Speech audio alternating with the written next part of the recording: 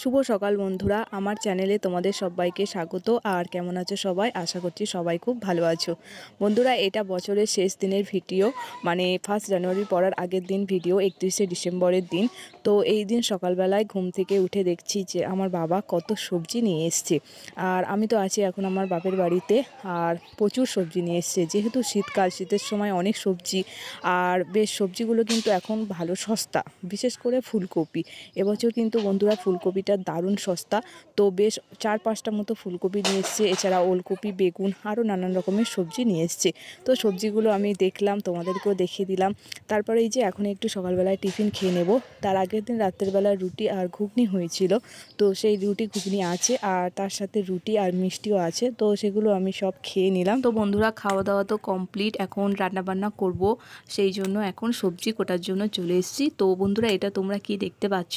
এটা হচ্ছে আমাদের গাছেরই একদম দেশি ওল। তো এই ওলটা কাটবো, সেই জন্য এই যে ওলের গায়ে হয়ে আছে এই যে ছোট ছোট মুখ, এই মুখগুলো আমি ভেঙে ভেঙে রেখে দিচ্ছি। কেননা এই মুখগুলো আবার মাটির মধ্যে যদি বসানো যায় তো আবার এরকম বড় বড় ওল হবে। তো সেই জন্য মুখগুলো আমি ভেঙে রেখে দিই। তো বন্ধুরা, এই যে দেখো, ওলটা পুরো একদম আমার ভেঙে নেওয়া হয়ে গেছে, আর ওলটা পুরো দেখতে একদম কচ্ছপের মতো লাগছে। আর তারপর বন্ধুরা, এই যে চলে এসেছি আনাজ কোটার জন্য। আর আজকে কিন্তু বন্ধুরা অনেক ধরনের সবজি টবজিগুলো কাটবো, মানে বাড়িতে যত রকমের সবজি আছে সেই সবজিগুলো সব কাটবো। আর সেই সবজিগুলো দিয়ে একটা বেশ বড় সড়ো করে চচ্চড়ি রাঁধা হবে। আর চচ্চড়ি কিন্তু খেতে খুব ভালো লাগে। আর শীতকালে যেহেতু বন্ধুরা সবজির কোনো অভাব নেই, শীতকালে প্রচুর সবজি। এমনিতে বন্ধুরা আমাদের কিন্তু বাপের বাড়িতে দুটো বাগান আছে, সেখানে বিভিন্ন ধরনের সবজি চাষ হয়। আর তাছাড়া বন্ধুরা আমার বাবাও অনেক সবজি কিনে নিয়ে আসে প্রতিদিন।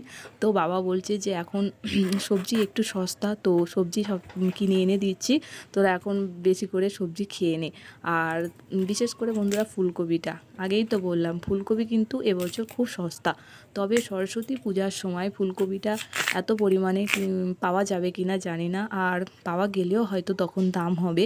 যেহেতু সরস্বতী পূজার সময় সব বাড়িতেই তো খিচুড়ি রাঁধা হয়, এছাড়াও পূজার বিসর্জনের সময়ও খিচুড়ি রান্না হয়। তো যাই হোক, সেটা পরের ভাবনা, এখন পাওয়া যাচ্ছে আর সস্তা, তো এখন খাওয়াটা খেয়ে নিই। আর বন্ধুরা, এই ভিডিওটা যেহেতু 31 ডিসেম্বর দিনের ভিডিও, তো ভিডিওগুলো অনেক দিন ধরেই ফোনের মধ্যে করা ছিল, তো ভিডিওগুলো এডিট করা হয়নি। আজকে প্রায় জানুয়ারির 5-6 তারিখ, তো আজকের ভিডিওটা আমি এডিট করতে বসেছি, আর ভিডিওটা আপলোড করতে অনেকটাই দেরি হয়ে যাবে। তো আজকের আমি ছাদের উপরে এসেছি দুপুরবেলা খেয়ে দিয়ে ভয়েস দেওয়ার জন্য।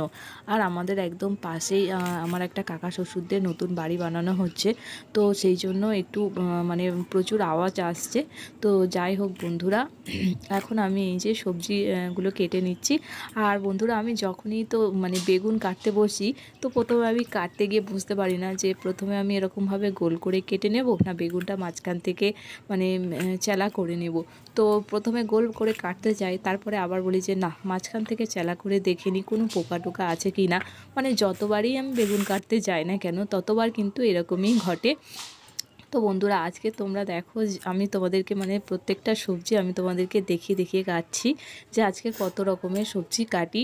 তো বেগুন, তারপর ওলকপি, ফুলকপি, এখন কাটছি বিনস, এর আগে সিম কেটেছি।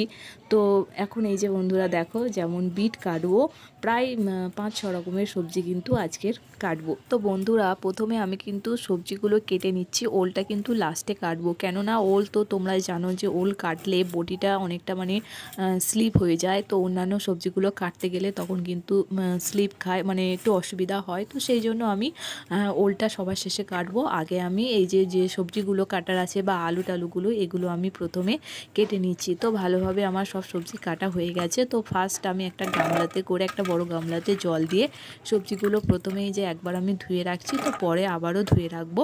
এই যে বন্ধুরা, এখন ধুয়ে রাখা হয়ে গেছে।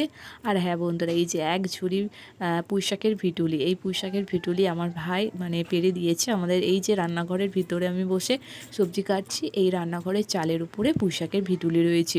তো পুঁইশাকের ভিটুলি এবছর খুব ভালো হয়েছে, প্রত্যেক বছরই হয়, আমার মা প্রত্যেক বছরই চাষ করে। আর বেশ অনেক কবার বাপের বাড়িতে আছি পুঁইশাকের ভিটুলি খেয়েছি, তো আজকেরও পেরেছে। এইসব সবজিগুলো দিয়ে আর ওই পুঁইশাকের ভিটুলি দিয়ে চচ্চড়ি রাঁধা হবে। আর আমার কিন্তু বিভিন্ন চচ্চড়ি, তারপরে পুঁইশাকের ভিটুলি, এগুলো খেতে খুব ভালো লাগে। তো বন্ধুরা, এই দেখো বলতে বলতে আমি আবার এই ওল কাটতে চলে এসেছি, আর ওলটাও আমি কেটে তোমাদেরকে দেখালাম। কি দারুণ কালার, ওলের কালারটাও খুব সুন্দর। আর একদম তো দেশি ওল, নিজেদের গাছের ওল, আর ওলও খেতে খুব ভালো লাগে। আর এই ওলটা বন্ধুরা এত মানে খুবই ভালো, আলুর সাথে তো রান্না করা হয়, তো আলুর থেকেও ওলটা খুব ভালোভাবে সিদ্ধ হয়ে যায়। জানি না কেনা ওলগুলো এতটা ভালো সিদ্ধ হয় কি না, কেননা কেনা ওল খুব একটা কিন্তু খাওয়া হয় না, যেহেতু প্রত্যেক বছর নিজেদের গাছ থেকে একটা দুটো করে ওল তোলে আমার মা, সেই জন্য নিজেদের গাছেরই ওল তুলে খাওয়া হয়। আর এই ওল পুরো একদম আলুর থেকেও দারুণ সিদ্ধ হয়ে যায়। আর ওলের সাথে চিংড়ি রান্না হবে, ওল চিংড়ি খেতে কিন্তু খুব ভালো লাগে। আর হ্যাঁ, গলাতেও কিন্তু একদম ধরে না, মানে গালে ধরে না একদম। তো তারপর বন্ধুরা আমার সব সবজি টবজি কোটা হয়ে গেছে, আর এখন এই যে ছাদের উপরে যাচ্ছি। ছাদের উপরে আমার মা ধান সেদ্ধ করতে, মানে সেদ্ধ করে ধান শুকনো করতে মেলে দিয়েছে। আর এইগুলো কিন্তু আমার মা করে, যেহেতু মা একটু মাঠে গিয়েছে আর আমি বাড়িতে আছি, তো সেই জন্য আমি একবার ধানটা পা দিতে এসেছি। মানে এই যে ধানগুলো সিদ্ধ করে রোদের মধ্যে দেওয়া আছে, আর এগুলো মানে আধা ঘন্টা অন্তর অন্তর এসে পা দিয়ে যেতে হয়। এভাবে যদি পা না দেওয়া হয় একটানা থাকলে, তখন কিন্তু ধানগুলো অনেকটাই শুকনো হয়ে যায়, আর এই চাল কিন্তু ভালো হয় না। তো সেই জন্য আমি ধানগুলো পা দিতে এসেছি। তো ধানটা পা দেওয়া হয়ে গেলে তারপরে আমি রান্না বসাবো। অন্যদিন বন্ধুরা আমি সবজি টবজিগুলো কুটে দিই, মা রান্নাবান্না করে। যেহেতু আজকের মা বাড়িতে নেই, মাঠের কাজে মানে মাঠে গিয়েছে, সেই জন্য আমি মানে ধান টানগুলো সব দিচ্ছি, আর সবজি টবজিগুলো আমি কুটে নিলাম, আর রান্নাটাও আমি বসাবো। তো বন্ধুরা বেশি ধান নেই, এর আগে আমার মা সব ধান, বেশিরভাগ ধান সব সিদ্ধ শুকনো করে নিয়েছে, তো অল্প ধান ছিল, তো সেই ধানগুলো পা দেওয়া আমার হয়ে গেছে। আর এখন এই যে রান্না করতে চলে এসেছি। তো প্রথমে তো ওলটা রান্না করব। আর বন্ধুরা ওল রান্না করতে হলে ওলটা আমার মায়ের কাছ থেকে মানে এটা আমি জেনেছি, আমি কিন্তু আগে জানতাম না। আমার মা ওলটা কাটার পর ভালো করে লবণ মাখিয়ে নেয়, তারপর লবণ মাখিয়ে নিয়ে আমার মা ওলটা ধুয়ে নিয়ে আসে। ধোয়ার আগে ধোয়ার পরে কিন্তু না, ধোয়ার আগেই লবণটা মাখায়।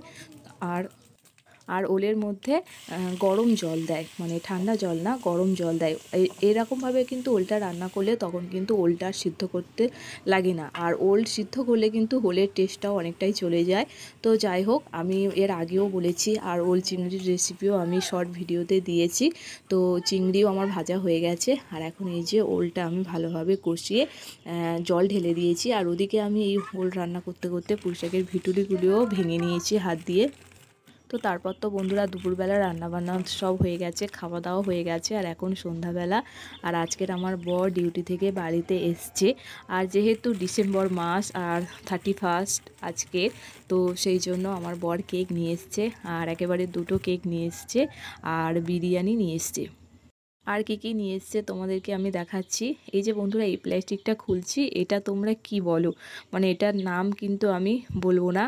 এটা কিন্তু আমি এই প্রথমবার কিন্তু দেখলাম, আর প্রথমবার আমি দেখে আমিও অবাক হলাম।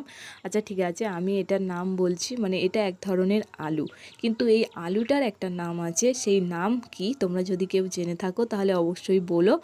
আর কেক, দুটো কেক যেহেতু নিয়ে এসছে, আজকের দিনে একটা কেক কাটবো, আর কাল যেহেতু 1 জানুয়ারি, তো কালকেরও একটা কেক কাটবো। আর বন্ধুরা এখানে 3টে বিরিয়ানি আছে, দুটো মাটন আছে আর একটা চিকেন আছে।